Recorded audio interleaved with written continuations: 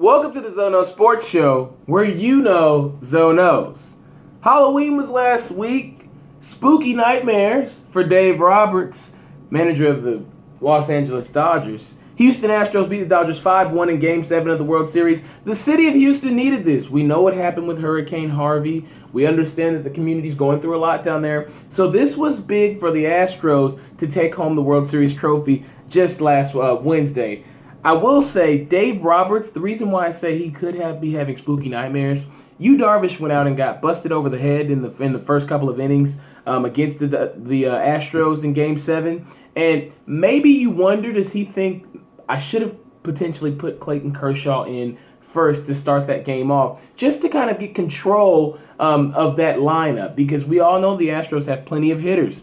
Houston, they're here to stay. They've got the young talent with Jose Altuve, Alex Bregman, George Springer, Carlos Correa. Speaking of Carlos Correa, did you see after the game this man proposes to his girlfriend who once was Miss Texas? Beautiful woman. Congratulations to Carlos Correa. Only 23. They've got a young roster. That's why you saw the magazine cover that was written back in 2014.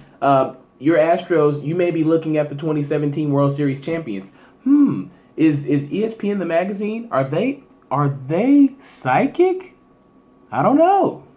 But they called this one because the Astros, they've got hitters for days. They've got plenty of talent.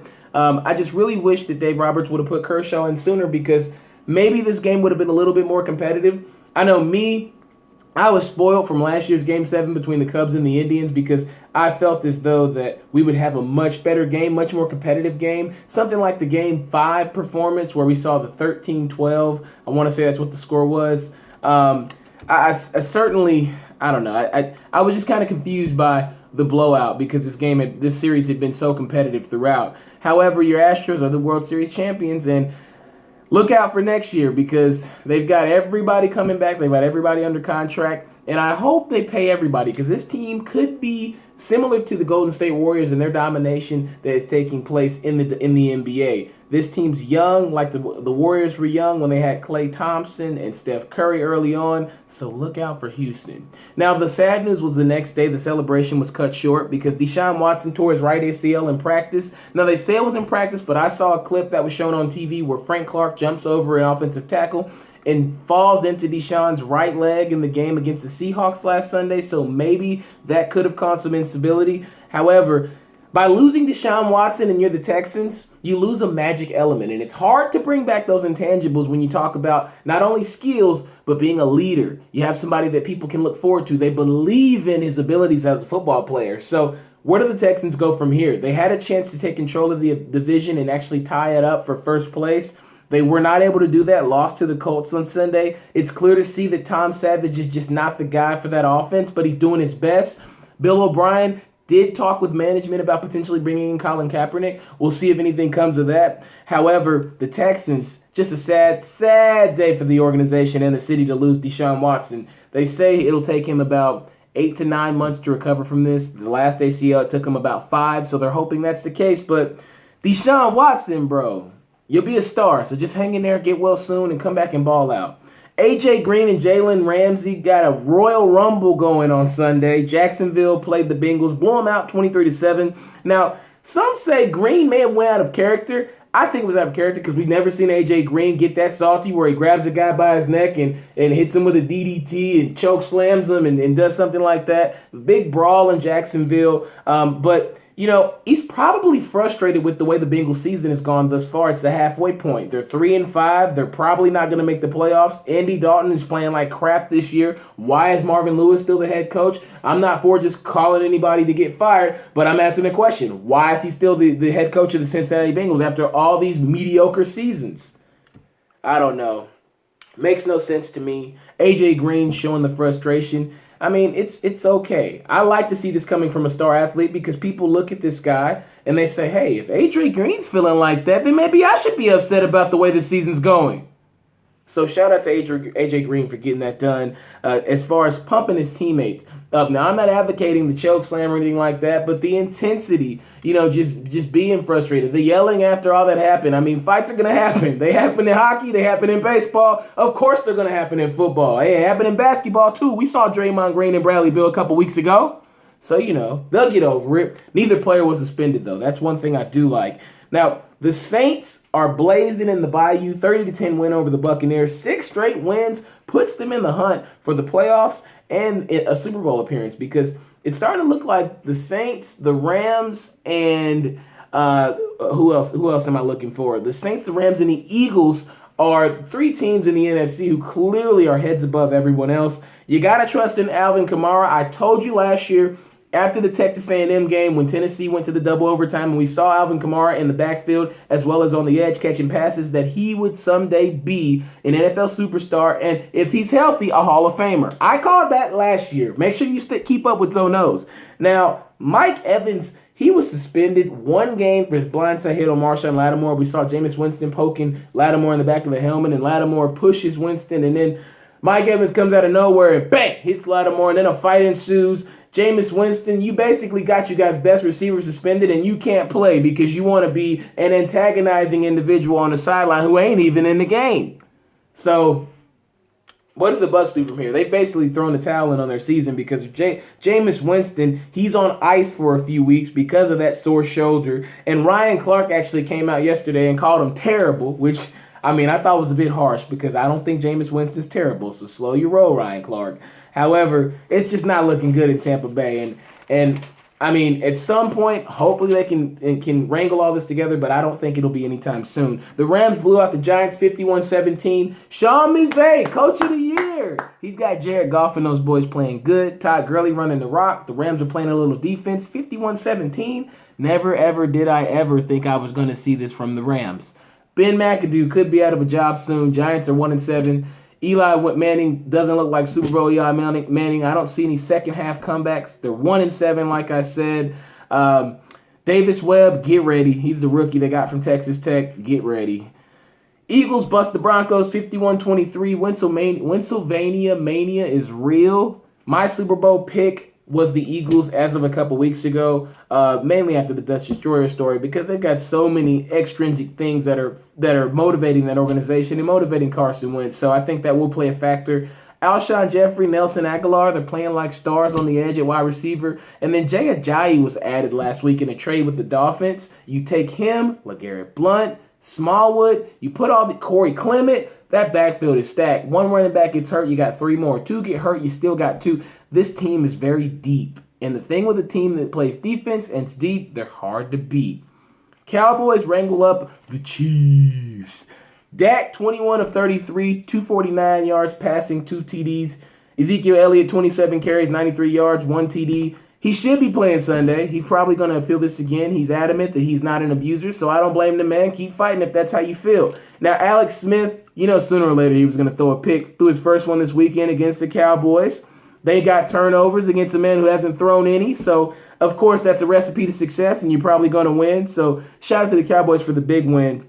Monday Night Football was a drag. The Lions dominated the Packers 30-17 at Lambeau. Mike McCarthy before this game was 10-1 all-time at home against the Detroit Lions, but it was clear to see that the playbook was really vanilla without Aaron Rodgers back there in the backfield. Brett Hundley, what did you draft the guy for if you're not going to let him really push the ball down the field? They called a mediocre cheese pizza playbook game for this guy to try to assimilate his talents with the Green Bay Packers offense. I think if you draft a guy, he's in the offense, you paying him all this money, you got to make him play. If he can't make the throws, then go find a backup that can. Isn't that how Aaron Rodgers got the job over Brett Favre? That's why you ship Brett Favre off Green Bay organization, right?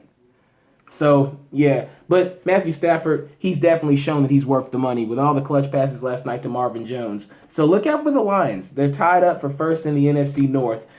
NCAA football, the original playoff last week came out on Tuesday. Number 1 was ranked Georgia, number 2 Alabama, number 3 Clemson, number 4 Notre Dame. Now this weekend, number 6 Ohio State, number 7 Penn State, both fell off the face of the earth. They had an epic game last week, an instant classic in Columbus, and then you saw Ohio State take that L 55 to 20-something, 28 to Iowa. That's unacceptable if you think you're going to be a playoff team. That argument against being jumped over Oklahoma is done. Penn State lost a rainy game to Michigan State. I attribute that to mostly the fact they had like a 3-hour delay at the end of the first quarter because of the thunderstorm. So they ended up starting the game at 12, didn't end till like 7 o'clock. So I think that may be attributed to the loss. You know, you wait and sit around that long, you lose games in the rain. Michigan State found a way to pull out the win against Penn State on a late field goal.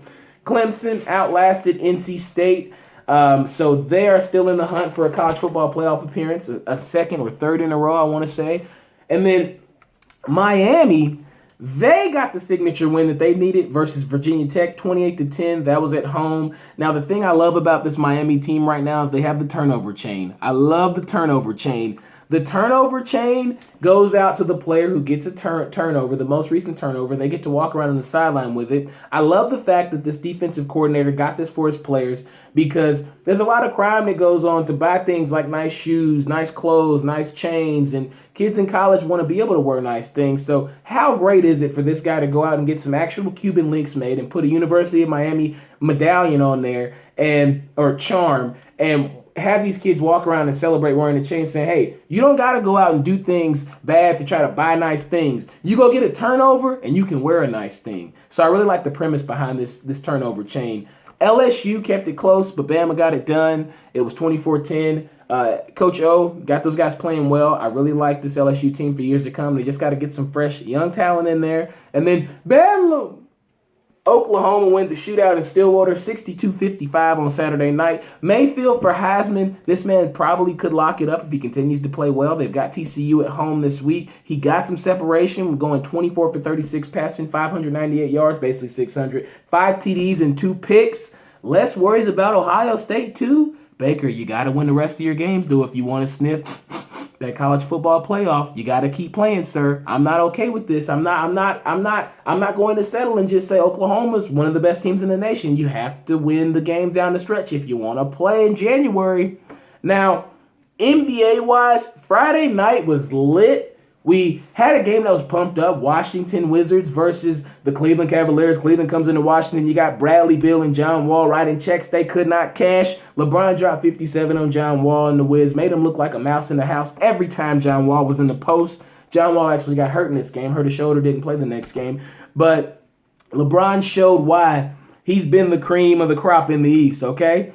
Now, the Cavs, they came back on Sunday and lost to the Hawks at home. Now, people are saying that, the second unit, Dwayne Wade said maybe the second unit should call out the first unit, and Isaiah Thomas has come out and said stuff on Instagram. You act like it didn't bust your favorite point guard, blah, blah, blah. I don't care about any of that. The way this team's playing right now, the Cleveland Cavaliers, and the inconsistency, they might not make it to the Eastern Conference Finals, let alone the NBA Finals. So how about you guys focus on figuring out what you need to do to win some games consistently so we can anoint you as the second best team in the NBA? Because right now, the best team in the NBA, Kyrie and the Celtics have won 9 straight. And they have the best record at 9-2 in the NBA. And I look at this team, Kyrie is proving who added meat to that sandwich there in Cleveland. And I think it's self-explanatory when you look with your eyes at what's happening on the basketball court. Kyrie Irving has shown that he is an alpha male, he's an alpha dog, and he's shown that he can lead a team, even though Gordon Hayward got hurt. Even though that he's playing with a bunch of new guys he's never played with. Kyrie's showing that he is a focal piece. This is what I wanted. This is why I'm hot.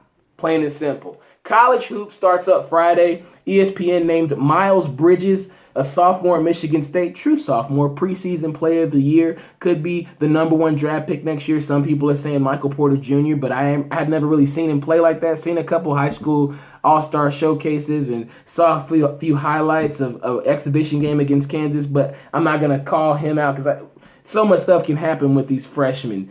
Now, next show, we will definitely wrap it up and chop it up about a few different sports hot topics. I'm glad you guys could stop through today. Make sure you watch Notre Dame versus Miami on Saturday night. This is a de facto playoff game. This is going to be a throwback of that convicts versus Catholics or Catholics versus convicts. You saw the 30 for 30, right? And I also have an interview with Melvin Bratton who played in some of those games. So make sure you go watch and check my channel. Go check out that interview. We actually talked about some Miami football, and I don't even think he foresaw this type of success for this season. So go check out that interview with Melvin Bratton, Miami running back great. Thank you for watching the Zono Sports Show, where you know Zono.